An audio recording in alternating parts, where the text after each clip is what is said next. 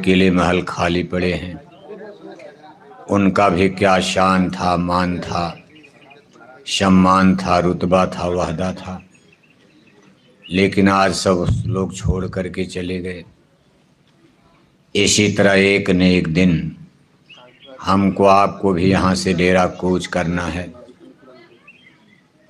इसीलिए महापुरुषों ने इस संसार को सराय बताया, धर्मशाला बताया।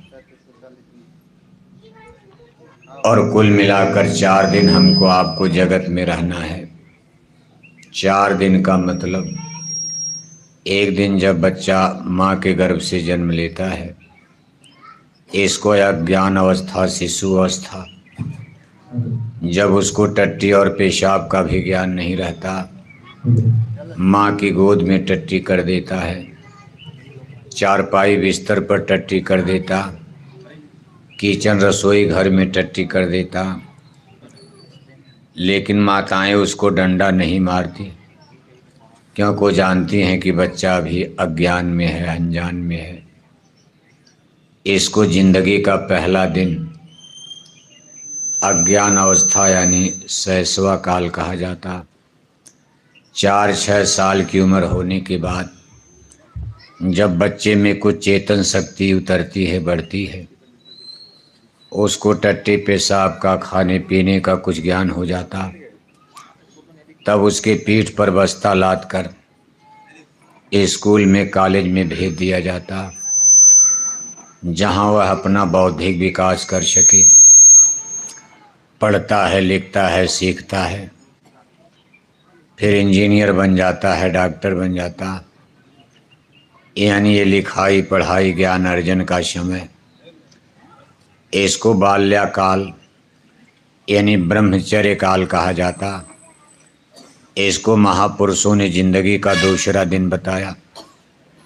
पढ़ाई लिखाई समाप्त होने के बाद तब बच्चे बच्चियों की शादी करा दी जाती।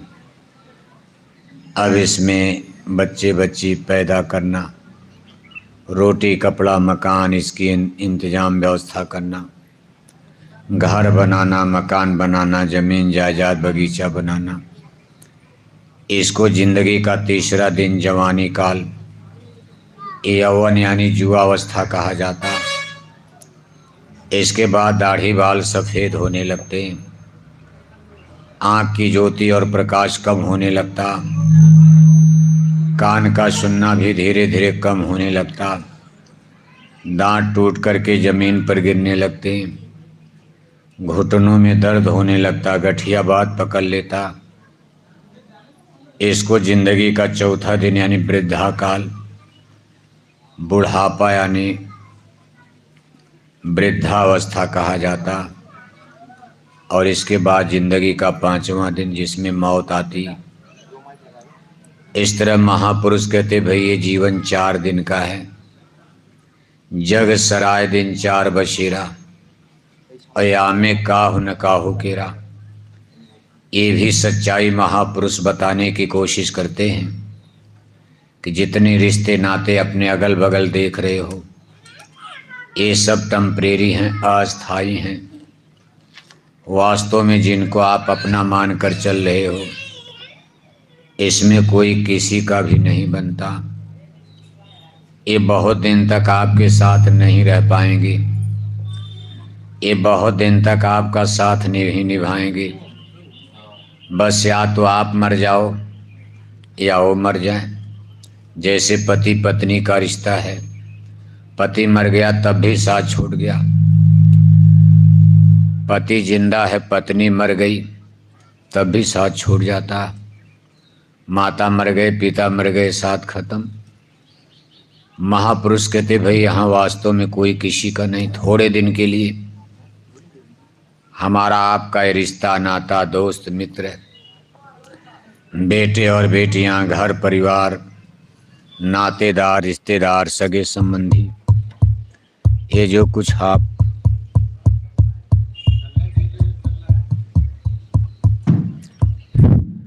यानी थोड़े दिन का ही ये रिश्ता नाता है, बाकी एक नहीं ये खत्म हो जाता। इसलिए महापुरुष कहते भाई इतना ही संबंध बढ़ाओ। आपका सच्चा रिश्ता नाता तो परमेश्वर का रिश्ता है, जिनकी ये जीवात्माएं अंश बताई गई,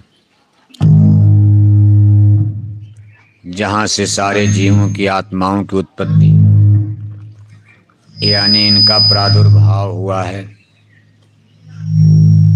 देखो, एक दृष्टांत आता, आप अच्छी तरह से समझ जाओगे। संसार के रिश्ते नाते जिसमें ये जीव बेचारा भूला रहता। एक जंगल में पहाड़ी पर एक महात्मा जी का आश्रम हुआ करता था। बराबर इसी तरह से कभी कभी वहाँ सत्संग होते थे।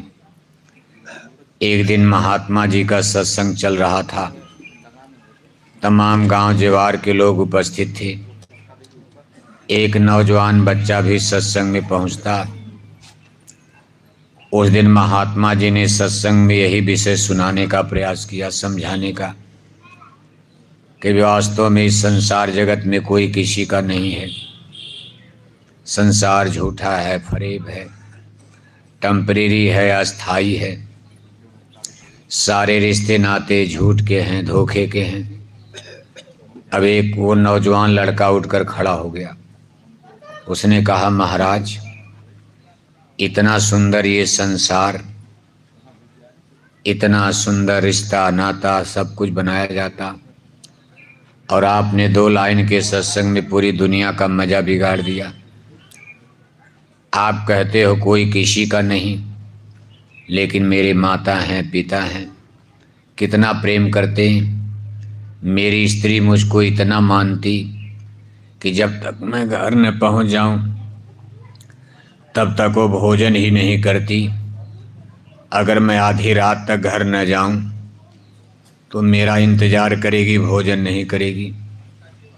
महात्मा जी ने कहा, बच्चा, बात तो ठीक है, लेकिन ये कब तक चलेगा? हम तो ये बता रहे एक न एक दिन ये सब संबंध टूट जाएगा। अब देखो, संतों महात्माओं का सत्संग अब इतनी जल्दी तो समझ में आता नहीं। आप तमाम रामायण, गीता, कथा, कीर्तन सुनते रहते हो, लेकिन आदमी जल्दी सही रास्ते पर नहीं आता। इस संसार जगत में बुराई अच्छी लगती, बुरे पाप कर्म में गिरना आसान लगता, अच्छाई के रास्ते पर चलना थोड़ा कठिन लग जाता। और संत महात्मा अच्छे मार्ग ही बताते। कोई भी संत महापुरुष हमको आपको कभी गलत रास्ता नहीं बताते। लेकिन जीव का दुर्भाग्य इस जन्म मरण के देश में, भूल भुलैया में, माया ने जीवों पर ऐसा पर्दा डाल रखा कि जो बेचारा उसी गड्ढे में गिरता जहाँ उसकी आत्मा अधोगति में चली जाए। सच्चे मार्ग पर चलने के लिए जल्दी मन तैयार नहीं होता। अब महात्मा जी समझाने की कोशिश कर रहे, लेकिन लड़के की बात समझ में नहीं आ रही। तब महात्मा जी ने लड़के से कहा, बच्चा, ठीक है, मैं तुमको समझाने की कोशिश करूंगा। तो महात्मा जी ने उस लड़के की एक क्रिया, जिसको हमारे आध्यात्मिक ग्रंथों में प्राणायाम कहा जाता, इसमें प्राणापान वायु को यानी श्वास क्रिया को इस हृदय चक्र पर ऐसे रोक लिया जाता, शरीर बिल्कुल सुन्न, देखने में लगेगा कि आदमी मर गया। अब 15-20 दिन, 1 महीना तक महात्मा जी ने उस लड़के को इस प्राणायाम की क्रिया को सिखाया। जब इसमें वो पारंगत हो गया, सीख लिया, तो गुरु जी ने कहा, अच्छा, आज अपने घर जाना और सुबह भोर में चारपाई पर यही क्रिया तुम करना। रोज सोए सोए करना अपने बिस्तर पर सुबह भोर में। लड़के ने कहा, महाराज, इसके आगे? कहा, इसके आगे जो कुछ होगा फिर हम बताएंगे, हम जितना कह रहे उतना तुम करना। अब देखो, लड़का शाम को घर गया, रात में खाना खाया, आराम से सोया, सबसे बातचीत किया, और सुबह उसने ये प्राणायाम की क्रिया यानी अपनी प्राणापान वायु को हृदय चक्र पर कंसंट्रेट किया, रोका। शरीर बिल्कुल उसका सुन्न हो गया, बाहर का होश यानी याद ही खत्म। देखते देखते दिन निकल गया। अब घर वाले परेशान लगे जगाने, अब वो बोलता ही नहीं था। तो लोगों ने सोचा मर तो नहीं गया। अब उसकी स्त्री भी जगाने गई तो देखा ये तो मर गया। अब जो आ रहा वही कह रहा भाई ये तो मर चुका, कैसे मर गया? अभी रात में खाना खाकर सोया, अभी तो आश्रम से आया, अभी तो कल शाम को गुरुजी के पास से आया, रात में बात किया, खाना खाया, सो गया, रात ही में मर गया। बहुत लोग मर जाते, कोई आश्चर्य नहीं है, सोते सोते लोग मर जाते। लोगों ने सोचा भाई कोई बीमारी, हार्ट अटैक हो गया होगा, कुछ हो गया, मर गया। अब मरने के बाद कोई क्या कर सकता? रोने लगे लोग, रोना गाना शुरू हो गया, कफन दफन की तैयारी हो गई। चलो जो हो गया सो हो गया। अब मरने के बाद क्या होता? घर वाले रोने लगते, टोला मोहल्ला वाले बाजार से कफन लेने जाते, फिर कोई लकड़ी काटता है, कोई रस्सी बनाता है। घर वाले नहीं, किसी के घर में कोई मरता है तो घर वालों की कई ड्यूटी बैठ के गाना गाओ, यानी घर वालों की ड्यूटी बैठ के रो। टोला मोहल्ला गांव जवार रिश्तेदार आते हैं, लकड़ी काटना, बांस काटना, रस्सी बनाना, कफन दफन करना। अब ये सब गांव जवार की ड्यूटी रहती, सबके यहाँ परंपरा। अब देखो कफन दफन की तैयारी प्रारंभ हो गई, उसको दफनाया जा रहा था, कफन दफन।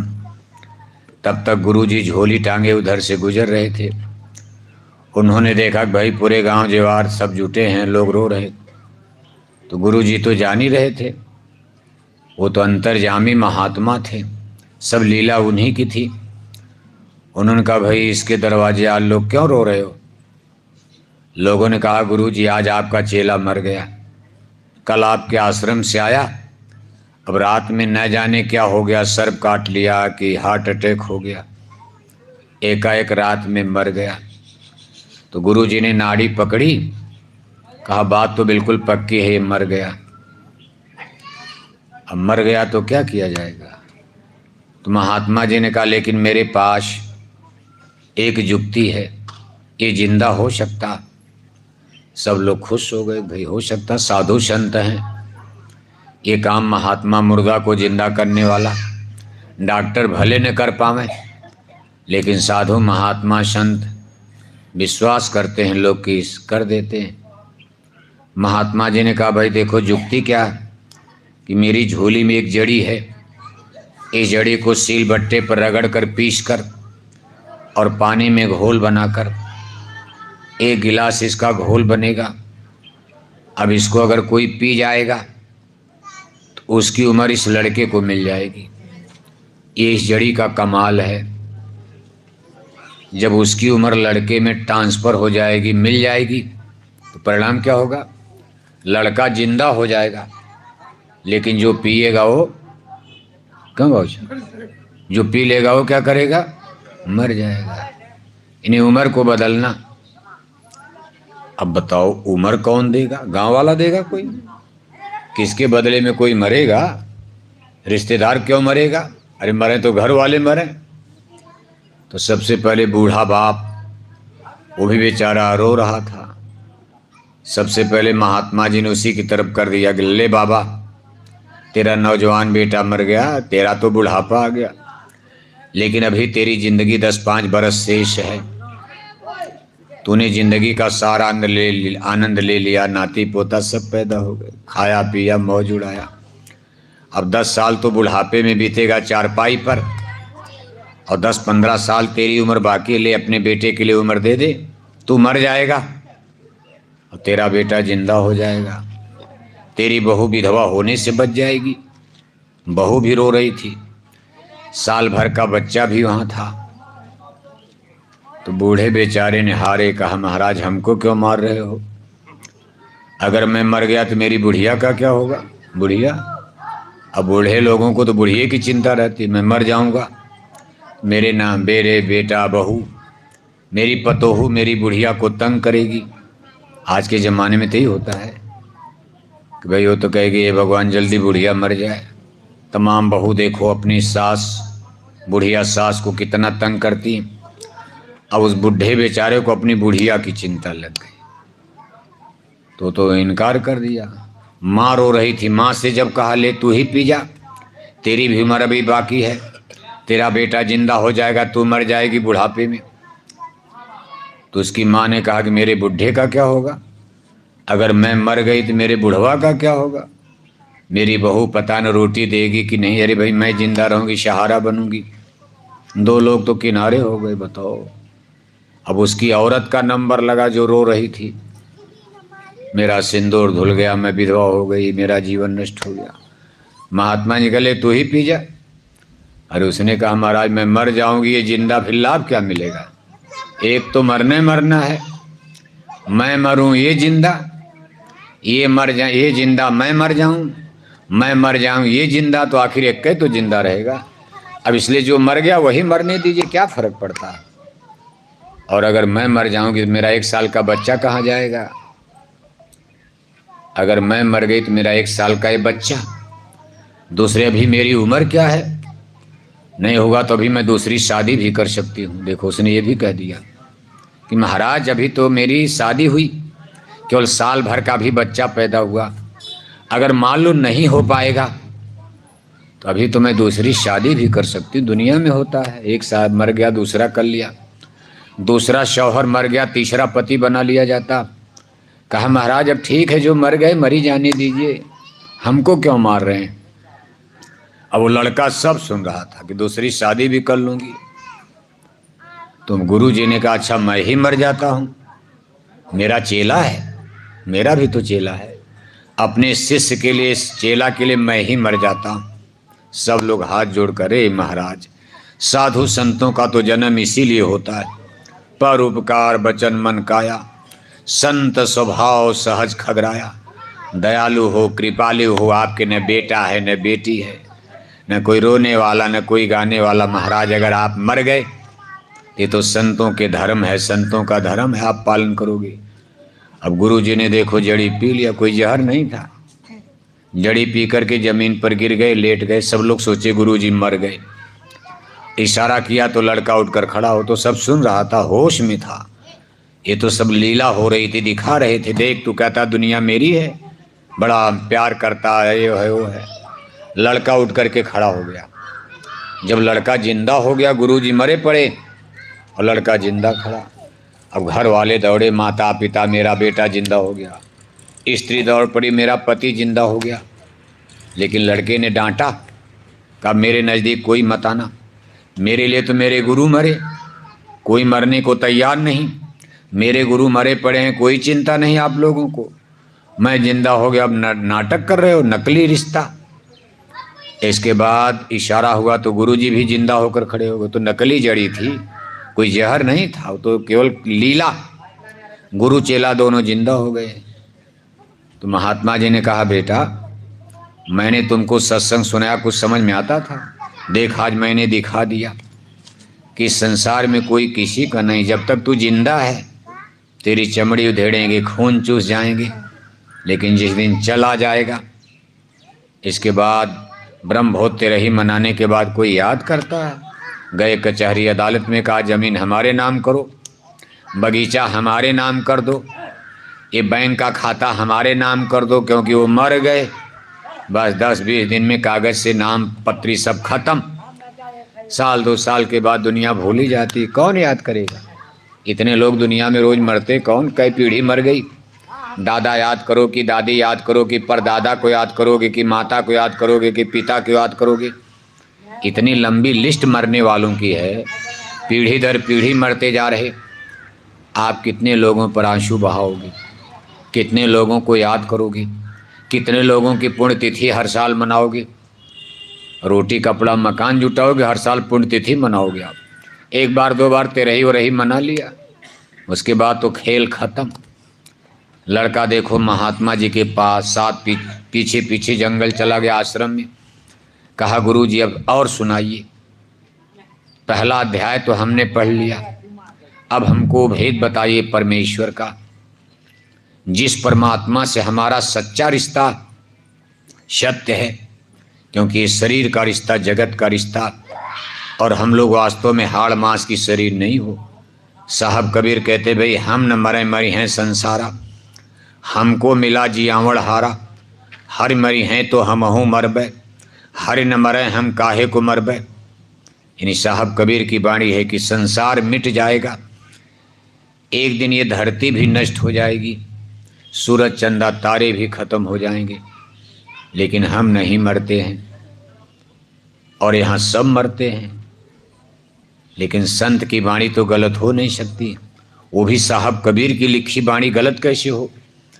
अगर हम आप ये मान लें कि हम शरीर हैं, तो साहब कबीर की वाणी गलत हो गई, क्योंकि शरीर तो मरता है। जिसको हम आप अपना माने कि मेरा शरीर मैं हूं, एक दिन आग में जलकर मुट्ठी भर राख बनता। अरे पानी बंद करो भाई, एक दो किसी तरह लाउड स्पीकर बना, सुनिए 2 लाइन। बड़े भाग पायो सत्संगा, बड़ी ग्रह है पन्ना पर, समझ नहीं रहे हो आप? 4 घंटे की मेहनत के बाद तो आपका लाउड स्पीकर चल पाया। अभी सूखा उखा आपने देखा नहीं है, पीने के पानी के लिए लाठियां चलेंगी। धर्म कर्म से दूर हो जाओगे तो कुदरत सजा देती।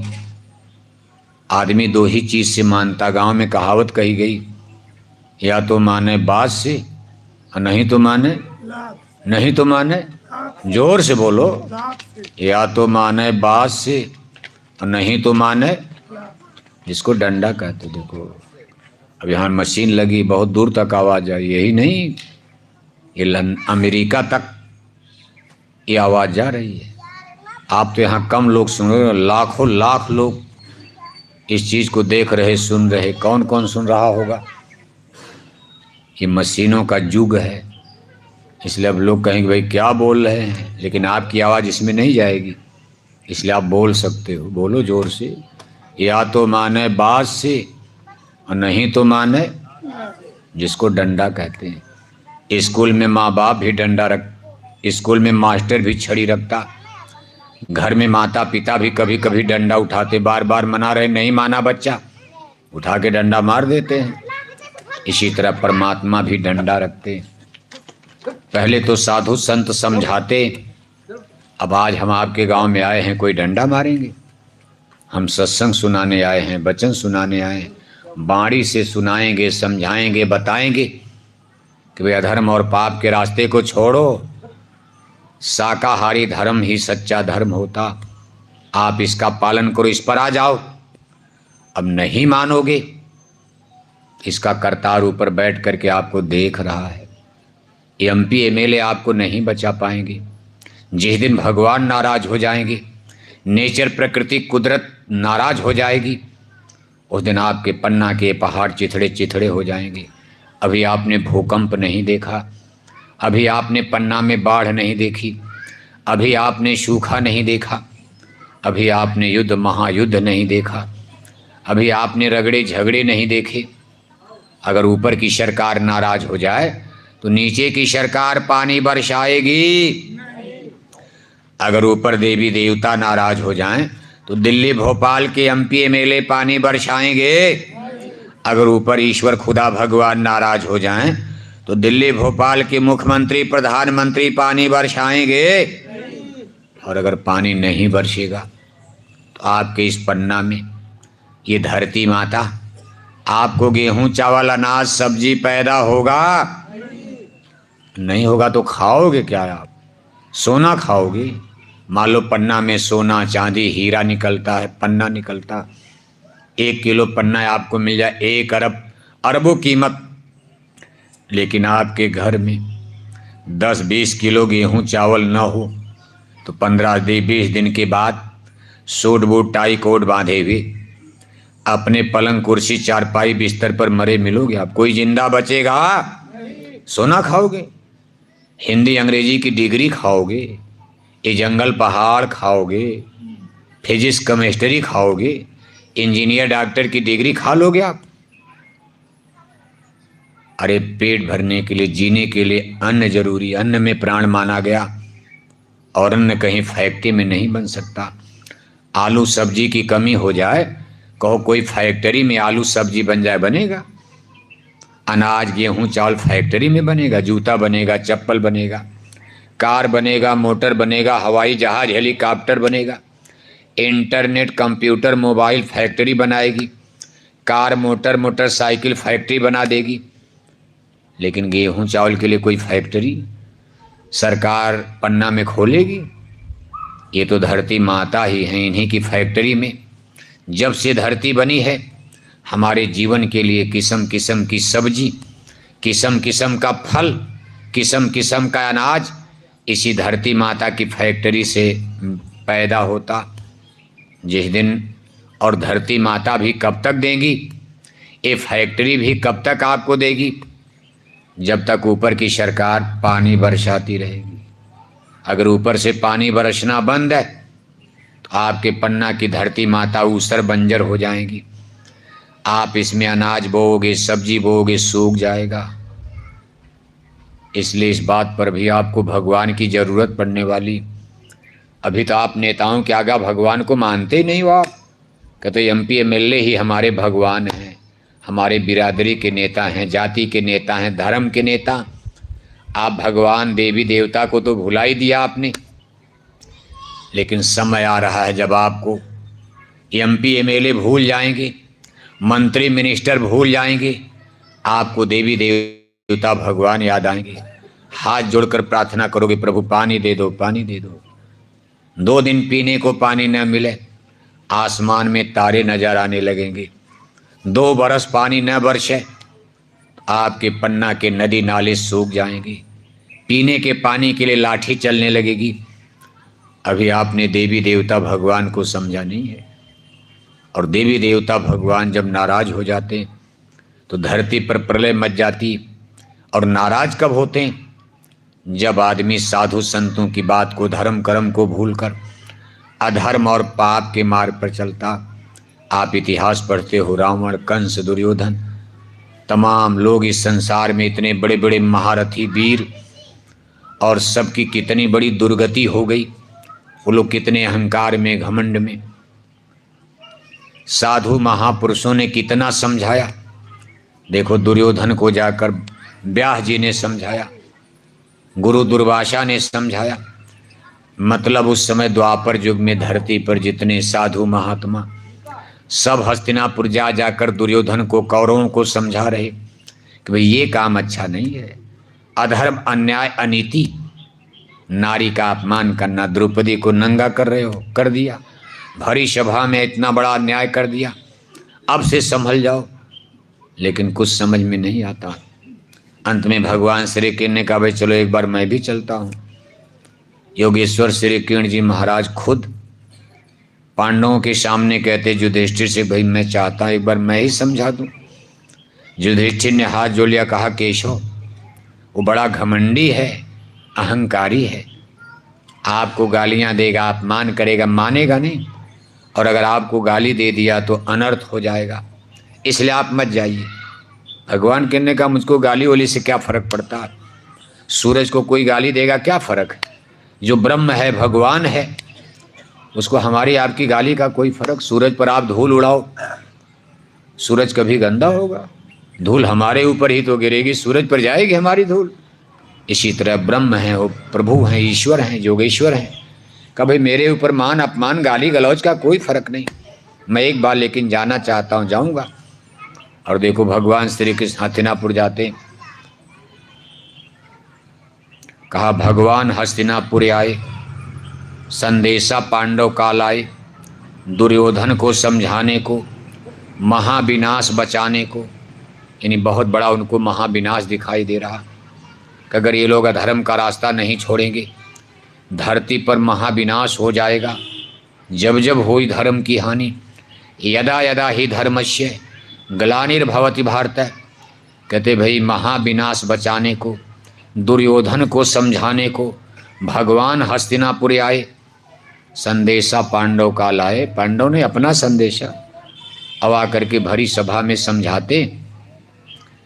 लेकिन देखो दुष्ट दुर्योधन उनकी फाइल को फेंक दिया, समझने को कौन कहे, प्रस्ताव के कागज को फेंक दिया। और भगवान कृष्ण को सीधे गाली देने लगा। कहा ग्वाला, ग्वाला माने अहीर यादव, जंगल में गाय चराए। सारा बचपन जीवन बीत गया जंगल में गाय चराते, और आज कुरु राजसभा में राजाओं को ज्ञान देने आए हो। तुम्हारी हिम्मत, हम राजा महाराजा एक ग्वाला के ज्ञान की बात को सुनेंगे? इसको पकड़ो, गिरफ्तार करो। सिपाहियों को आदेश देता कि गिरफ्तार कर दो, जेल में डाल दो, और जब तक युद्ध न हो जाए जेल से नहीं छोड़ा जाएगा। कहते दुर्योधन हरि को बांधने चला, अपने सिपाहियों को लेकर भगवान किरण को पकड़ने चला, गिरफ्तार करने चला, बंदी बनाने के लिए कि पकड़कर जेल में डाल दिया जाए। दुर्योधन हरि को बांधने चला, जो था असाध्य साधने चला। जब नाश मनुष्य का आता है, बुद्धि विनाश कर जाता है। जब मनुष्य का नाश होने वाला होता तो सबसे पहले उसकी बुद्धि ही भ्रष्ट हो जाती। आज अहंकारी राजा दुर्योधन की बुद्धि इतनी भ्रष्ट हो गई कि भगवान किरण की बात को सुनना चाहिए था, 2-4 लाइन सही बात थी, ज्ञान की बात थी, लेकिन घमंड में उनको गिरफ्तार करने के लिए आगे बढ़ गया।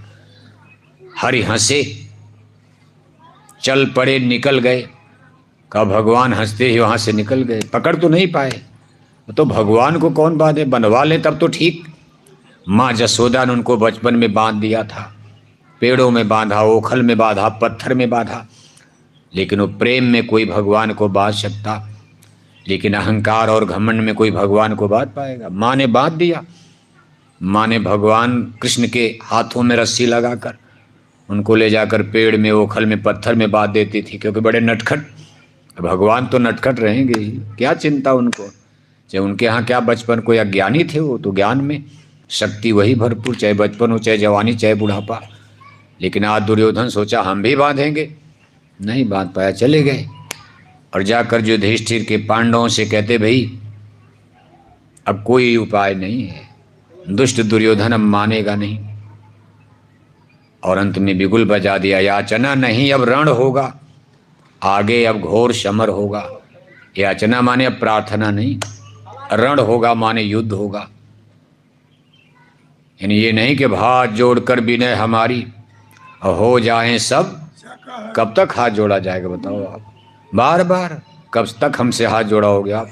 हम लोग हाथ जोड़कर कह रहे कि हाथ जोड़कर विनय हमारी हो जाएं सब शाकाहारी। जितना हम लोग हाथ जोड़ रहे उतने आप अंडा, मुर्गी, मछली बढ़ाते जा रहे हो। आपके पन्ना जिला में अंडा खाने वाले घट रहे कि बढ़ रहे? शराब पीने वाले घट रहे कि बढ़ रहे? तो हमारे प्रचार का क्या होगा? कितनी बार इस पन्ना में काफिले आए, हमारे गुरु महाराज छोटे बड़े काफिले लेकर कितनी बार पन्ना जिला में आए। आज हमारे पूज हुजूर महाराज जी भी छोटे बड़े काफिले लेकर कितनी बार आए। कभी बोरा वाले आए, कभी शाकाहारी जैकेट वाले आए। पन्ना का कोई गांव घर हिंदू मुसलमान बच्चा बच्ची नहीं होगा जो जय गुरुदेव नाम से परिचित न हो गया हो। बिना रेडियो के, बिना अखबार के आज बच्चा बच्चा जय गुरुदेव नाम को जानता है। और ये भी लोग जानते हैं कि जय गुरुदेव का मतलब शाकाहारी धर्म। इसमें मछली, अंडा, शराब का परहेज किया जाता, और यही धर्म सच्चा सनातन धर्म भी कहा गया। हमारा वैदिक धर्म का था, वेदों में लिखा सत्य हिंसा परमो धर्म। हमारी पवित्र पुस्तक रामायण में लिखा है परम धर्म सुद विदित अहिंसा, धर्म दूसर सत्य समाना, परहित सरी धर्म नहीं भाई, पर पीड़ा सम नहीं अधमाई। जहाँ लोग मांस खाने लगे, हिंसा करने लगे, वहाँ समझ लो धर्म है ही नहीं। आप इतने लोग बैठे हो, सब हिंदू हो, हिंदुज में हिंदू धर्म को सपोर्ट करते हो। सही सही बताओ, भगवान राम ने कभी मांस खाया था? भगवान जोगेश्वर श्री किरण जी महाराज मांस खाते थे? रामायण, गीता, वेद, भागवत, शास्त्र, पुराण में कहीं मांस खाना लिखा है? अब नहीं करोगे, लेकिन खा रहे हो, खाते हो। राम ने नहीं खाया, कृष्ण ने नहीं खाया, रामायण ने नहीं कहा, गीता ने नहीं कहा, लेकिन आज भारत में 80% हिंदू मांस खाने लगे। क्या धर्म बचाओगे आप बताओ? 80% भारत की आबादी आज 1 अरब 30 करोड़ बताई जा रही। 1 अरब 30 करोड़ की आबादी में 1 अरब 4 करोड़ हिंदू, 18 करोड़ मुसलमान और बाकी 8 करोड़ में सिख, ईसाई, जैनी, पारसी, बौद्ध, पादरी, यहूदी, जितने धर्म, ये लोग भारत में कम रहते, कहीं कहीं ज़्यादा, भारत में कम है, लेकिन इनकी कुल संख्या 8 करोड़। दूसरे नंबर पर मुसलमान 18 करोड़ और सबसे ज़्यादा संख्या हिंदू मेजॉरिटी में, बहुमत में 1 अरब 4 करोड़। आपको सुनकर आश्चर्य होगा, 1 अरब 4 करोड़ हिंदू में आज 82 करोड़ हिंदू भारत में मांस खाते हैं। कितने हिंदू? कितने हिंदू? ये भी खाते, ये भी खाते। ये मतलब समझ रहे हो? भारत की नारियों ने भी अंडा, मछली, मांस खाना शुरू कर दिया और अब तो पता ये चला कि इन्होंने शराब पीना भी शुरू कर दिया। हम लोग बेटों की शराब नहीं छुड़ा पाए। 40 साल हम लोगों को बोरा पहनते हो गया। जय गुरुदेव मिशन का अरबों अरब रुपया डीजल में, पेट्रोल में, भाड़ा में, किराया में, पर्चा में, पोस्टर में, झंडा में, बैनर में, हम लोगों का अरबों अरब रुपया पूरे हिंदुस्तान में प्रचार में ख़त्म हो गया कि शराब रोका जाए, मांसाहार रोका जाए। लेकिन हम लोग इतना रुपया पैसा खर्च करके, इतना समय लगा कर भी, इतना प्रचार मेहनत करने के बाद हम लोग पन्ना में बेटों की शराब नहीं छुड़ा पाए।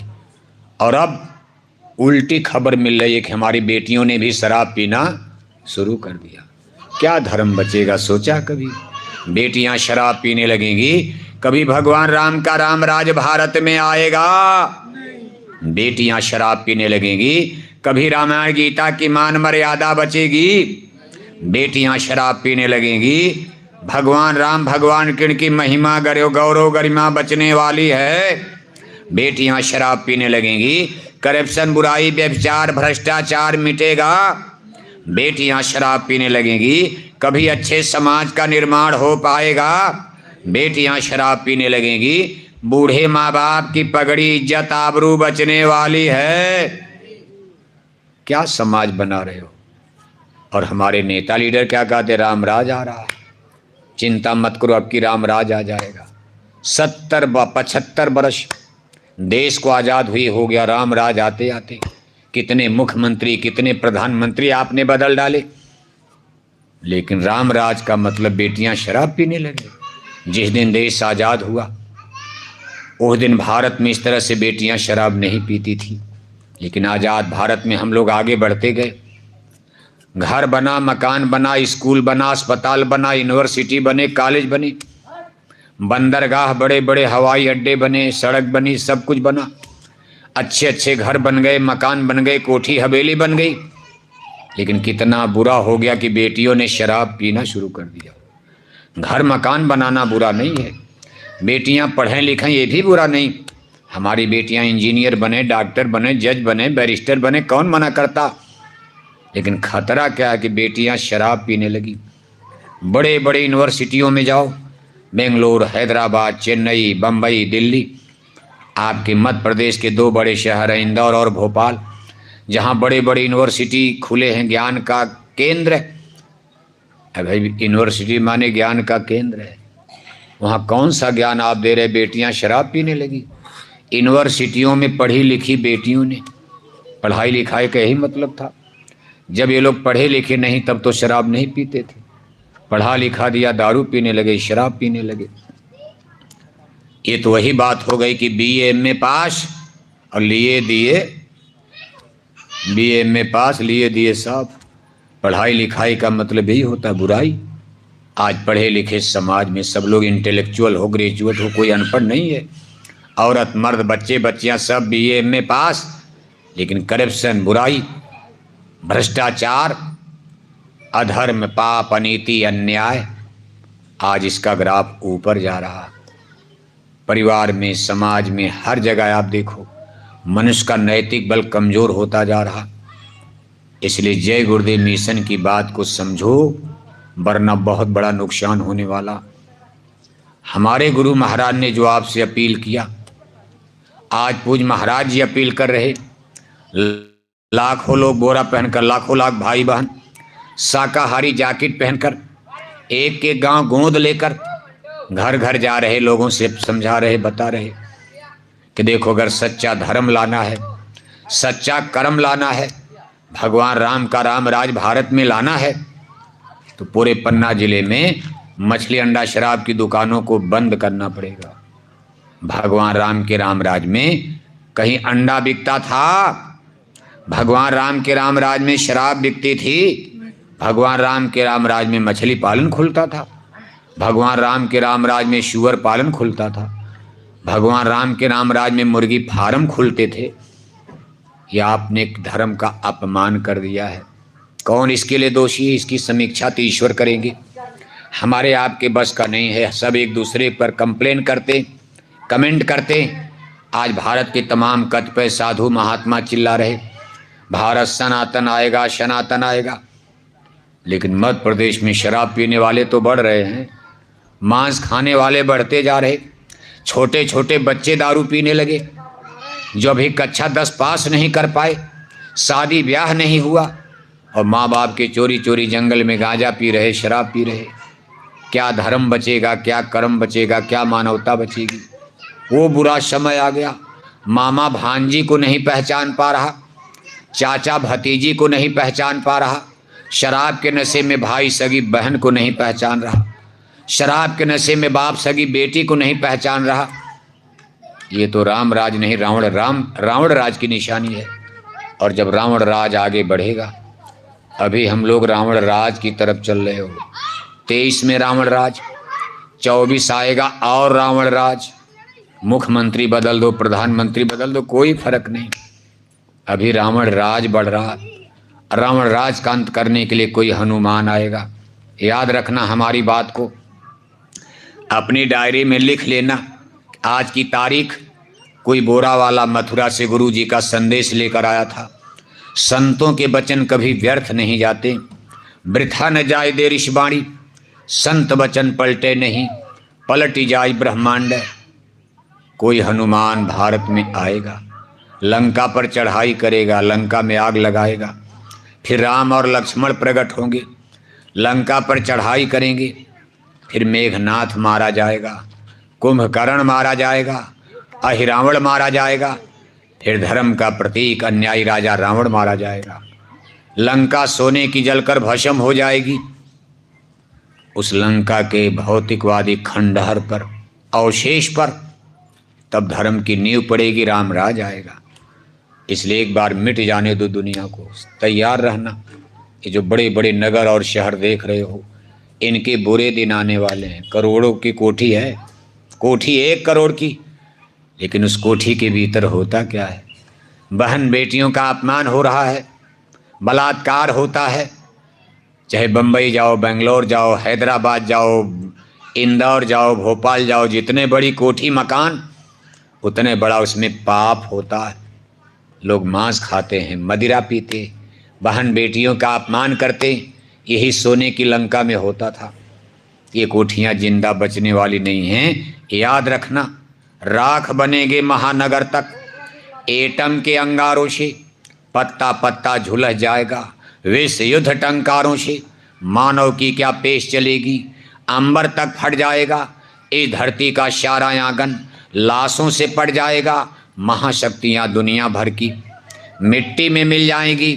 क्रूर विधर्मी मानव की तब अकल ठिकाने आएगी। फिर वही बात आएगी, या तो माने बात से और नहीं तो माने अकल ठिकाने कब आएगी? समझोगे? है कितनों समझाया जा रहा, बताया जा रहा, मांस मत खाओ। हिंदू हो, रामायण गीता पढ़ते हो, और आप हो कि मानते नहीं। बस मंदिर में टन टन घंटी घंटा बजाए जा रहे और 1-1 किलो मछली खाए जा रहे, अखंड रामायण पढ़े जा रहे, हरे रामा हरे कृष्णा कीर्तन गाए जा रहे, चंदन तिलक टीका लगाए जा रहे, और 1-1 किलो अंडा खाए जा रहे, 10-10 बोतल दारू शराब उड़ाए जा रहे। दिन भर बोलोगे हरे राम सीताराम, जय राम जय राम, जय राम सीताराम राधे श्याम। दिन भर क्या बोलते? राय जय श्री राम। क्या नारा लगा? तो जय श्री राम, जय श्री राम। और शाम को लिया 200 ग्राम टनाटन हो गए। दिन भर जय श्री राम और शाम को अंडे खाते हो, दारू पीते हो। ये रामायण का घोर अपमान है, ये सनातन का अपमान है, ये राम और कृष्ण की मर्यादा का अपमान है, ईश्वर परमात्मा का अपमान है। ऐसे विधर्मी मार्ग पर चलने की कुदरत आपको एक न एक दिन सजा देने वाली। इसलिए याद रखना, अभी सूखा आपने देखा, ये तो सूखा कुछ नहीं।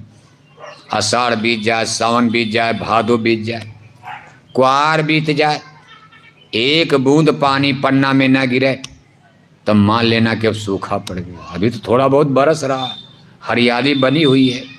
नहीं खेत में धान तो चलो घासें तो जम गई, जब खेतों में घास भी न जमे, साल भर बीत जाए, एक बूंद पानी न गिरे, पीने के पानी मिलने के लिए किल्लत होने लगे, तो मान लेना कि अभी ईश्वर नाराज हो चुके हैं।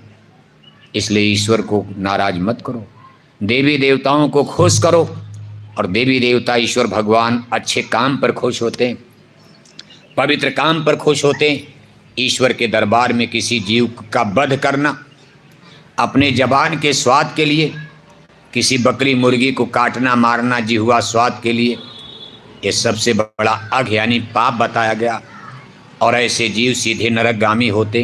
कहा तिल भर मच्छी खाई के कोटि गऊ दे दान, काशी करवट ले मुए तऊ न नरक निदान। मानव जन्म पाकर अगर कोई मनुष्य एक मछली मुर्दा का टुकड़ा खा लिया, रोज पूजा पाठ करो, गंगा में जाके रोज नहाओ, कहा तब भी मुक्ति नहीं, नरक होता। जीव नरक चला जाएगा, नरकगामी अधोगामी आत्मा हो जाएगी। फिर कितने युग जन्म बीत जाएंगे, मानव जन्म नहीं मिलेगा। बड़े भाग से मिला, बड़े भाग्य मानुष तन पावा, सुर दुर्लभ सदग्रंथ निगावा। साधन धाम मोक्ष के द्वारा, मुक्ति का रास्ता मार्ग इसी में है। अपने घर चलने का ये धाम आपको साधन मिल गया। धाम है अपने चलो भाई, पराये देश क्यों रहना। आपका धाम परमात्मा का धाम, आप परमात्मा के अंश हो।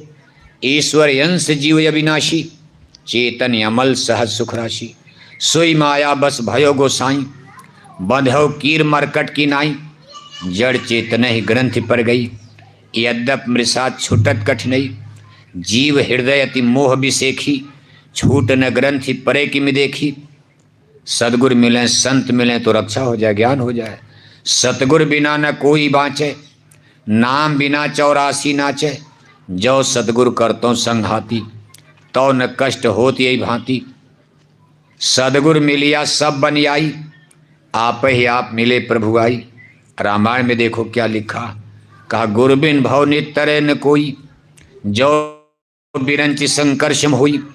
कर्णधार सदगुरु देहनावा, दुर्लभ साथ सुलभ कर पावा। बंदो गुरुपद पदुम परागा, सुर सुभाष शरस अनुरागा। अमीय मूरी में चूरन चारु, समन सकल भवरुज परिवारु। शुक्र शंभु तन विमल विभूति, मंजुल मंगल मोद प्रसूति। गुरुपद रजमृत मंजुल यंजन, नयन अमित दिग्दोष विभंजन। सिर गुर पदनख मणिगन ज्योति, सुमृत दिव्य दृष्टि होती। उघरे विमल विलोचन ही के, मिटे दोष दुख भव रजनी के। सूझई रामचरित मन मानिक, गुप्त प्रगट जा जो जय खानिक। बंदो गुरुपद कंजय, कृपा सिंधु नर रूप हरि। महामोह तम पुंजय, जासु बचन रवि कन्निकर। गुरु को हरि बता दिया। आपकी रामायण ने गुरु को हरि कहा, गलत है। आपकी रामायण ने गुरु को हरि बताया, कहा बंदो गुरुपद कंजय, कृपा सिंधु नर रूप हरि। का भाई गुरु माने नर रूप में नारायण हैं, हरि हैं। वेदों ने क्या कहा, गुरुर् ब्रह्मा गुरुर्विष्णु गुरुर्देवा महेश्वरा, गुरुर् साक्षात् परम ब्रह्म तस्मै श्री गुरुवे नमः। अज्ञानतिमिरान्धस्य ज्ञानांजन शलाकया चक्षुरुन्मीलितं येन तस्मै श्री गुरुवे नमः। यानी कहने का मतलब महात्मा क्या कहना चाहते हैं कि जब तक यहाँ मास्टर नहीं मिलेंगे ज्ञान नहीं होगा। अंग्रेजी का पढ़ना है तब भी मास्टर, हिंदी पढ़ना तब भी मास्टर, साइंस विज्ञान पढ़ना तब भी मास्टर, डॉक्टर बनना तब भी मास्टर, लकड़ी फर्नीचर का काम सीखना तब भी मास्टर, लोहे का काम सीखना तब भी मास्टर, गाड़ी मोटर चलाना ड्राइवर तब भी मास्टर, हेलीकॉप्टर जहाज चलाना तब भी मास्टर, खेती का काम करना तब भी मास्टर।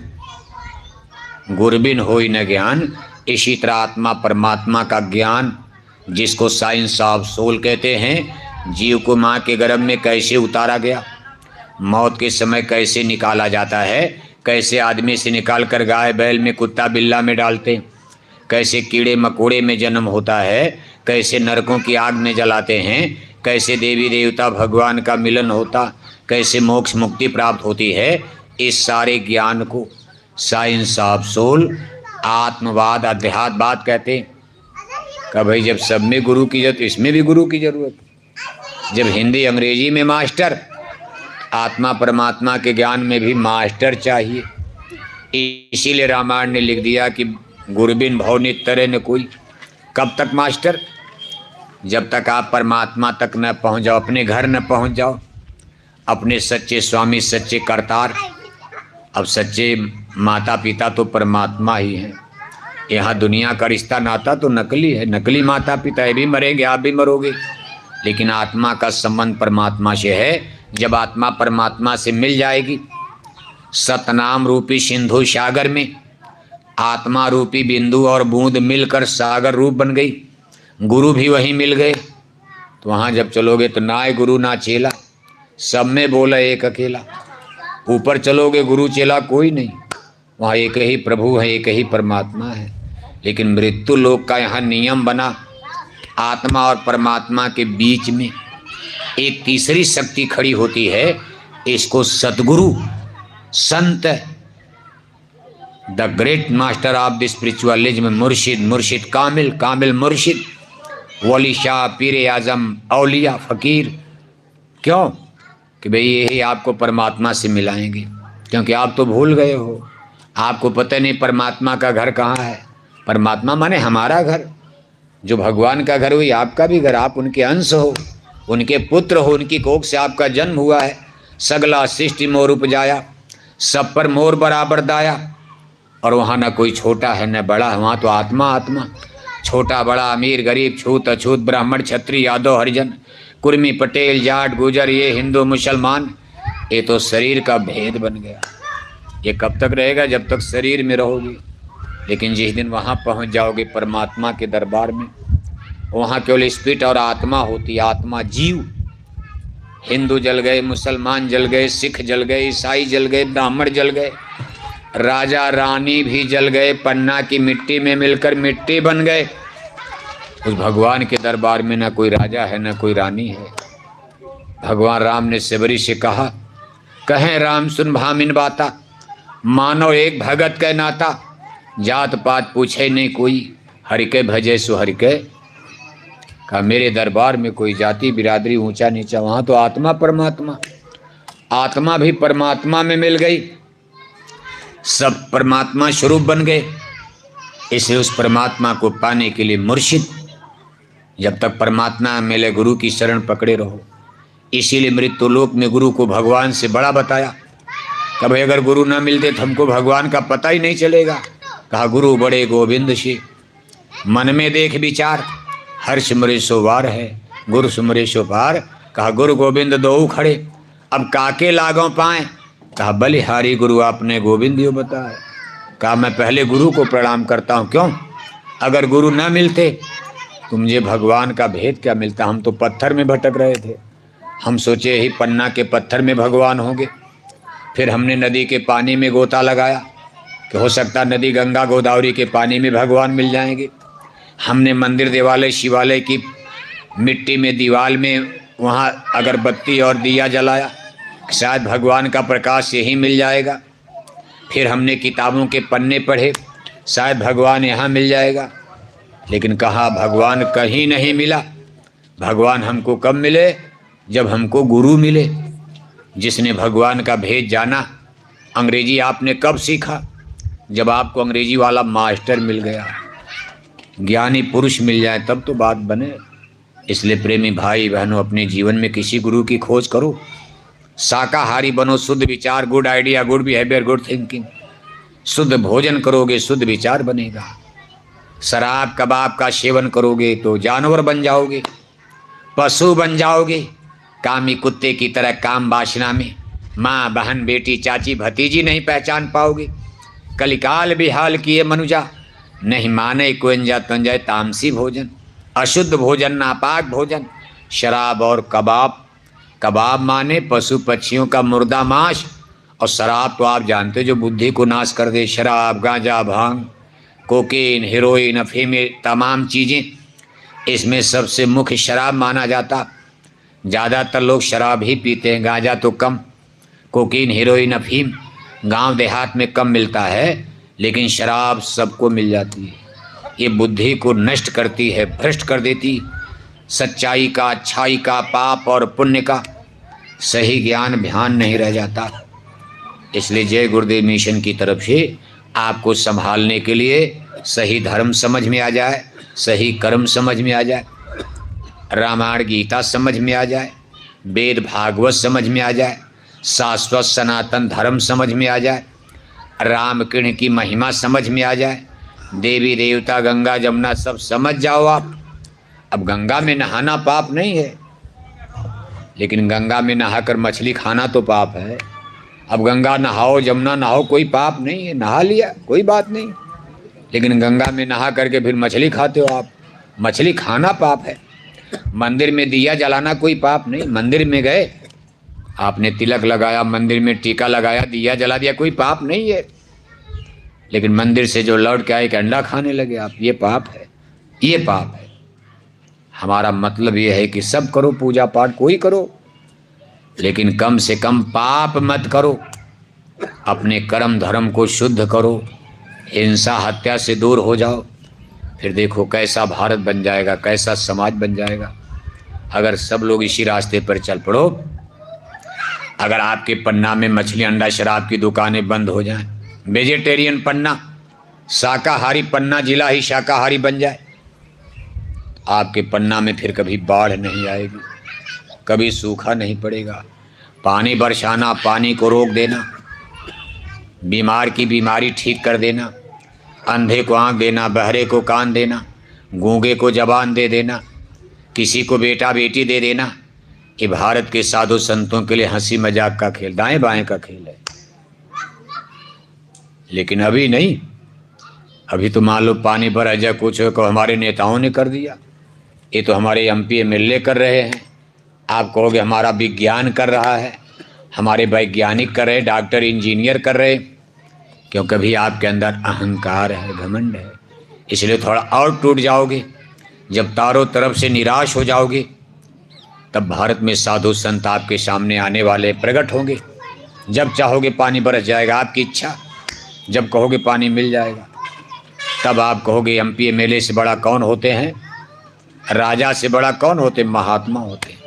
इसीलिए सतयुग त्रेता द्वापर में राजा महाराजा साधु महात्माओं के आश्रम में जाकर प्रणाम करते थे। लेकिन आज के ज़माने में महात्माओं को देश के नेता लीडर कुछ मानने को तैयार है नहीं, रामायण जला देते, कहते गीता जला दो, रामायण जला दो, कहीं भगवान राम को गाली, कहीं कृष्ण को गाली, कहीं इनको गाली, कहीं उनको गाली।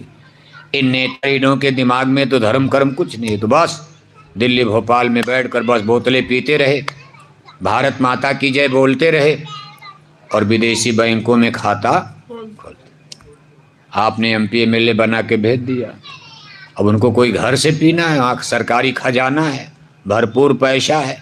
ये दिल्ली भोपाल में गए एमपी एमएलए बनकर, और वहाँ बैठ करके क्या करते, गप सड़ाका, बोतलें पीते रहे, भारत माता की जय बोलते रहे, और विदेशी बैंकों में खाता कहाँ खोल दिया। विदेशी बैंक अपने देश में खोला होता तब भी कुछ गरीबों का लाभ हो जाता, विदेशों में खोल दिया, सब ब्लैक मनी हो गया, काला धन हो गया, चोरी का माल साबित। अब वो पैसा भारत में वापस भी नहीं आ सकता।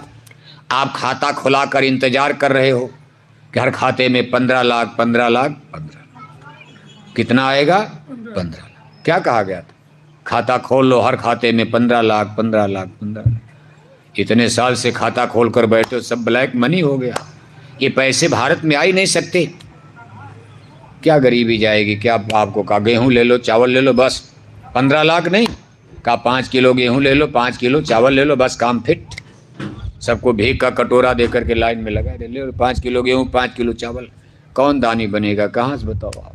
5 किलो गेहूँ 5 किलो चावल, सबके हाथ में भीख का कटोरा पकड़ा के लाइन में लगा, कहा बस लाइन में खड़े हो जाओ। लेकिन हम आपसे वादा करते हैं, अगर आपने बातों को जय गुरुदेव मिशन की, हमारे गुरु महाराज की, हमारे पूज हुजूर महाराज की अपील को आपने स्वीकार, एक ही अपील, कुछ नहीं आपको करना, हाथ जोड़कर विनय हमारी, हो जाएं सब सब, केवल ब्राह्मण नहीं, क्षत्रिय नहीं, केवल हिंदू नहीं, पन्ना जिले में सभी औरत मर्द बच्चे बच्चियां हिंदू मुसलमान, ये पैगाम सबके लिए है। सूरज सबका होता, डॉक्टर सबका होता, डॉक्टर के यहाँ मुसलमान जाएगा क्या डॉक्टर दवा नहीं देगा? डॉक्टर मास्टर के यहाँ, मास्टर अंग्रेजी का मास्टर हिंदू है, मुसलमान का बच्चा पढ़ने जाएगा मास्टर नहीं पढ़ाएगा। सूरज प्रकाश सबको देता, मास्टर ज्ञान सबको देता, डॉक्टर दवा सबको देता, ऐसे ही संतों का ज्ञान, फकीरों का ज्ञान सबके लिए होता। सबसे अपील हमारे पूज हुजूर महाराज जी आज कर रहे, घूम घूम कर जंगल पहाड़ बड़े छोटे काफिले लेकर, जन जागरण यात्रा लेकर के हाथ जोड़कर विनय हमारी, हो जाएं सब सब। अगर आप पन्ना में शाकाहारी हो जाओ, 1 बीघे में 100 मन गेहूं, कितना? अब आपका बीघा कितना होता होगा? 1 बीघे में 100 मन गेहूं, 100 मन गन्ना। अब गन्ना तो आपके यहाँ कम होता है, लेकिन हमने पहाड़ में अजयगढ़ जाते हुए उधर देखा गन्ना होता। क्यों होता था ना वहाँ? अध्यक्ष जी आपका ध्यान किधर है? सत्संग तो इधर है, ध्यान किधर है? देखो अजयगढ़ पहाड़ के नीचे जाते समय हमने गन्ना पन्ना में भी देखा था, थोड़ा बड़ा पानी होने की कमी है, पहाड़ में कहाँ से होगा? लेकिन 1 बीघे में 100 मन गेहूँ, 100 मन गन्ना, 100 मन चावल, 100 मन सब्जी, 100 मन आलू, 100 मन टसाब, उससे भी ज़्यादा यही धरती माता आपको देंगी जब खुश हो जाएंगे। ये नहीं कि आपको कई गुना खाद डालनी पड़ेगी, बहुत सिंचाई करनी पड़ेगी, घास निकालनी पड़ेगी। एक बार बोकर जाओगे, काटने जाओगे आप, एक बार बोकर चले आए, समय पर पानी बरस जाएगा, सिंचाई करनी नहीं पड़ेगी, ट्यूबवेल की ज़रूरतें नहीं, नहर की ज़रूरतें नहीं, समय से बादल आएंगे बरस देंगे। एक बार बरस दिया, 2 बार बरस दिया, ज़रूरत पड़ेगी तीसरी बार बरस दिया, गेहूँ पक गया। 3 बार में तो गेहूँ पक्का, आपका डीजल बचा, पेट्रोल बचा, मेहनत बची। ऐसा सुंदर समय आएगा, लेकिन शर्त क्या है कि पूरे पन्ना जिले में मछली अंडा शराब की दुकानें बंद करना। इसके लिए कोई आपको झगड़ा नहीं करना, आंदोलन नहीं करना, सब लोग शाकाहारी खाना बंद करो। आप जब छोड़ोगे गांव गांव जगह जगह, जब आप खरीदने नहीं जाओगे तो दुकान पर, मछली की दुकान पर दुकान बंद हो जाएगी। जब कोई खरीदने वाला खरीदारे नहीं, न कोई मछली खरीदने वाला, न कोई अंडा खरीदने वाला, शराब पीना सब लोग बंद कर दोगे, शराब की भट्टी टूट जाएगी, शराब की दुकान खत्म हो जाएगी। दूध दही मक्खन घी खरीदने वाले ज़्यादा, अब जब दूध दही मक्खन घी खरीदोगे तो दूध और मक्खन की दुकान पर भीड़, शराब की दुकान पर भीड़ कम, तो शराब की दुकानें बंद हो जाएंगी। कोई क्यों खोलेगा? अभी क्या है, अभी दूध की दुकान खोलो, मक्खन की दुकान खोलो तो उस पर कोई नहीं जाएगा, और शराब की दुकान खोल दो तो लाइन लग जाती। सरकार भी कहती भाई बड़ी आमदनी शराब से है। इसीलिए देखो अभी कोरोना में आपने देखा, जब पूरा पन्ना बाजार मंडी लॉकडाउन में यानी बंद किया गया था, और जब कोरोना पीछे गया, ये हुआ कि मंडी बाजार खोला जाए। लोहे की दुकान बंद, गिट्टी बालू की बंद, जूता चप्पल कपड़े की दुकान बंद। हमारी सरकारों ने सबसे पहले कौन दुकान खोली गई? सबसे पहले कौन दुकान खोली गई? बताओ। जब सरकार से पूछा गया ये क्या कर दिया? अरे जिस चीज से बीमारी बढ़ रही है उसको आपने पहले खोल दिया। कहा भाई क्या करें, हमारे कोरोना में हमारे खजाने में पैसा ख़त्म, अपने कर्मचारियों को तनख्वाह देने के लिए भी पैसा नहीं था, तो हमने सोचा कि शराब बिकेगी तो जल्दी पैसा आएगा, दूध दही कोई खरीदेगा ही नहीं, सब्जी वब्जी कम लोग खरीदते हैं, दूध दही की दुकान खुलेगी तो कौन खरीदे। लेकिन शराब की दुकान खुल गई तो सब अमीर गरीब छोटे बड़े अच्छे बच्चे, रातों रात सरकार का खजाना, पन्ना में इतनी शराब बिक गई, और सब पैसा भोपाल जब पहुंचा, हर जिले से जबलपुर, कटनी, पन्ना, रीवा, सतना, सब पैसा जब वहाँ पहुँचा तो सरकार का खजाना 2 दिन में भर गया। तो बताओ ऐसा समय, इसलिए फिर से लौटो दूध दही पर। बाप दादों का समय देखो आप, ये राम राज्य की परिकल्पना, दूध दही मक्खन घी, तब गाय माता की का सम्मान बढ़ेगा तो बढ़ेगा। तो सब लोग घर में गाय पालोगे, मुर्गी पालन खत्म, तब क्या पालन करोगे? गाय पालन, गो पालन, सुअर पालन खत्म हो जाएगा, फिर गाय पालने लगोगे। मछली पालन खत्म हो जाएगा, सब लोग पन्ना में घर घर गाय पालन करोगे, तो गाय माता की जान तो ऐसे बच जाएगी, गाय की कीमत बढ़ जाएगी। अभी तो आपको मछली और मुर्गी पालना है, गाय माता मरे चाहे जिए कौन देखता। कहते हाथ में गोबर लग जाएगा, अरे गोबर, गाय का गोबर, जहाँ लिपाई कर दो सब कीड़े मर जाते, आपके हाथ में गाय का गोबर रोज लगता रहे तो ये समझो सैनिटाइजर का काम करता है। तमाम जर्म जीवाणु, आपके शरीर की कितनी बीमारी दूर हो जाए। घर गाय का गोबर कितना शुद्ध माना जाता, जहाँ लिपाई पुताई कर दिया सब कीड़े मकोड़े मर खत्म हो जाते, सब वायरस सारे बैक्टीरिया मिट जाते। इसलिए जय गुरुदेव मिशन के लोग देखो, इसी चीज़ के साथ आपके बीच में बराबर पूज्य महाराज जी के आदेश के अनुसार आपके पन्ना जिले में एक एक गाँव गोद लेकर सब लोग देखो मेहनत कर रहे हैं। हमारे इस जिला संगठन पन्ना के अध्यक्ष हैं भाई विश्वकर्मा जी, और हमारे देखो बड़े ही सक्रिय कार्यकर्ता भाई कबाड़ी साहब, क्या नाम? भाई राम सेवक जी। नाम बताइए, कबाड़ी क्या नाम है? कबाड़ी कोई नाम होता है? भाई राम सेवक जी, वो भी विश्वकर्मा है। राम सेवक जी। हमारे पांडे जी आए नहीं आए? माननीय पांडे जी भी हैं, देखिए इस सत्संग सभा में मौजूद हैं, और भी बहुत से नए पुराने तमाम चेहरे, भाई हीरालाल जी, भाई मनीराम जी, ये तमाम देखो नए पुराने चेहरे आज इस सत्संग सभा में मौजूद हैं। सबके सहयोग से कार्यक्रम संपन्न हुआ, हम सबको धन्यवाद है। थोड़ा विलम्ब तो जरूर हुआ, अब एक हम लोग तो खैर समय से आ गए थे और इसमें किसी का दोष नहीं, अब क्या किया जाए। अच्छे काम में बाधाएं इसी तरह आती, फिर इतनी जनता, हो सकता अगर 12 बजे होता तो दोपहर में आप न आते। किसी के भाग्य में था कि 3 बजे शुरू हुआ तो आप, अब मंडी बाजार में तो लोग 3 बजे आते, दोपहर का समय तो सोने का होता। आप किसान हो, खेती का काम करके नहा खा करके करीब 2 बजे तक तो लोग घर में सोते, इसके बाद 3 बजे के बाद मंडी बाजार में आते हैं। तो बहुत ऐसे चेहरे हैं, अगर ये कार्यक्रम 12 बजे 1 बजे प्रारंभ हो गया होता तो इसमें कम से कम 50 लोग अनुपस्थित रहते, लेकिन आपके भाग्य में था और आपकी किस्मत ने, आपके भाग्य ने ही लाउड स्पीकर बिगाड़ दिया और 2 घंटे तक नहीं बना।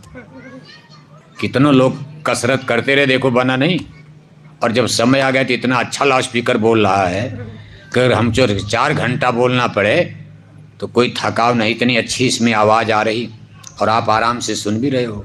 मौसम भी देखो आपका साथ दे रहा, न कोई गर्मी, टेम्परेचर भी नहीं। अगर धूप होती इस समय, सावन का महीना, इतनी गर्मी लगती, इस पंडाल के नीचे आप बैठ नहीं पाते। और बादल है लेकिन बरसात नहीं, मान अगर पानी बरस जाता तो भाग जाओगे आप। इसलिए हर तरह से ठंडी हवा चल रही, तो बड़े सुकून शांति के साथ आपका ये कार्यक्रम सफल माना जाएगा।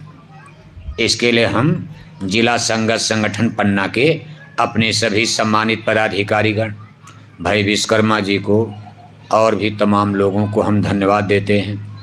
सबके लिए हमारी शुभकामना है। अपना भाड़ा किराया लेकर घर गृहस्थी के कामकाज को छोड़कर आप अपने बाल बच्चों के साथ पधारे, समय दान दिया, इसके लिए आपको बहुत बहुत धन्यवाद है। इसी तरह प्रेम सद्भाव बनाए रहोगे, एक दिन हम लोग अपनी मंजिल पर पहुंच जाएंगे और हमारे पूज्य महाराज जी का अच्छे समाज के निर्माण का संकल्प भी एक दिन पूरा हो जाएगा, आत्म कल्याण का मार्ग भी प्रशस्त हो जाएगा। हमारे देखो इस जागरण यात्रा में बराबर हमारे साथ चल रहे गोरखपुर उत्तर प्रदेश के बाबू रामहेश सिंह जी, रेलवे में अकाउंटेंट अफसर पद से रिटायर होने के बाद बराबर तब से संगत की सेवा में लगे रहते।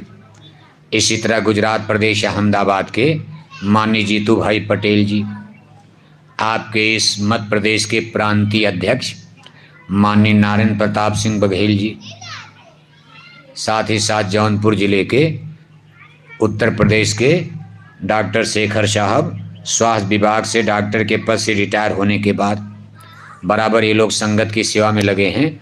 सबके सहयोग से ये कार्यक्रम बराबर चलते रहते। अभी देखो यहाँ से हमको कटनी जाना थोड़ा विलम्ब हो गया, दूरी ज़्यादा है, इसलिए हमने अपनी बात को थोड़ा जल्दी में ब्रीफ कर दिया। अब एक छोटी सी आरती प्रार्थना होगी, सब लोग बोलेंगे, बैठे बैठे प्रार्थना बोलना।